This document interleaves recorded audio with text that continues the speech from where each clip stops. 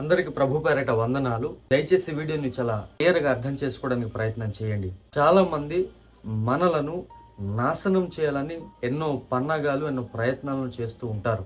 ఒకవేళ ఆ ప్రయత్నాలు సఫలం కాకుండా ఉండడానికి గల కారణం ఏంటి?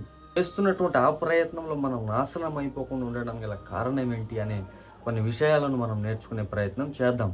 కీర్తనల గ్రంథం 124 మొదటి వచనంలో, మనుష్యులు మన మీదికి లేచినప్పుడు యెహోవా మనకు తోడై ఉండని ఎడల, వారి ఆగ్రహము మన పైన రగులు కొనినప్పుడు యెహోవా మనకు తోడై ఉండని ఎడల, వారు మనలను ప్రాణముతోని మృంగివేసి ఉందురు.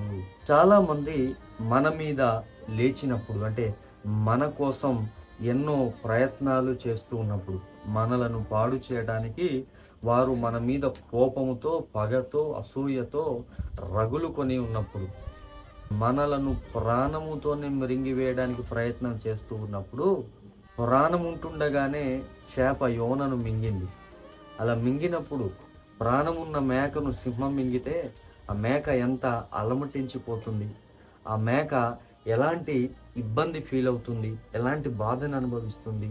ఈరోజు మనం బ్రతుకుండగానే మనుషులు మనలను మోసం చేస్తూ ఉన్నప్పుడు, బ్రతుకుండగానే మనుషులు మనలను నాశనం చేయాలనుకున్నప్పుడు మనం ఎంత బాధపడతామో, అలాంటి ఒక దుర్భరమైనటువంటి పరిస్థితి రాకుండా ఉండడానికి ఏం జరుగుతుంది అంటే, దేవుడు మనకు తోడై ఉన్నాడు. ఈరోజు నీవు ఈ క్షేమంగా నువ్వు బ్రతుకుతున్నావంటే, ఈరోజు నీవు ప్రమాదాలను, మనుషులు పెట్టేటటువంటి ప్రమాదాల్లో నువ్వు పడిపోకుండా ఉన్నావంటే, మనుషులు నీ మీద ఎంతో కుళ్ళు కుతంత్రంతో బ్రతుకుతున్నా నువ్వు నాశనం అయిపోకుండా బ్రతుకుతున్నావంటే, ఈరోజు నీకున్నటువంటి ప్రతి రాబడి చాలా క్రమంగా సక్రమంగా సాగుతుందంటే, అది కేవలం దేవుడు నీకు తోడై ఉండడాన్ని బట్టి. నువ్వు అనుకోవచ్చు, నా బలం, నా జ్ఞానం, నా ధైర్యం, నా ఆలోచన, నా మేధస్సు అని నువ్వు అనుకోవచ్చు. కానీ అది కాదు. కానీ ప్రియ స్నేహితులారా, దేవుని తోడు మీ మీద ఉంది. దేవుడు అదే అన్నాడు, మనుష్యులు నీ మీదికి లేచినప్పుడు. దానియేలు మీదికి చాలామంది తన స్నేహితులు లేచారు, తన ఇరుగు పొరుగు వారు లేచారు. అలా లేచినప్పుడు తనను ఆఖరికి సింహాల బోనులో కూడా తీసుకెళ్లారు. లెక్క ప్రకారం చూసుకుంటే దానియేలు చనిపోవాలా, దానియేలు కనుమరుగైపోవాలా. కానీ అక్కడ దానియేలుని దేవుడు చనిపోవడానికి అవకాశం ఇవ్వలేదు.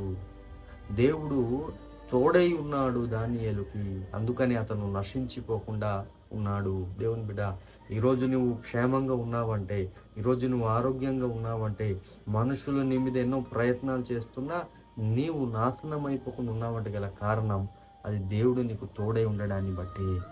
దేవుడి వాక్య భాగం నీలో ఫలింపజేయును గాక.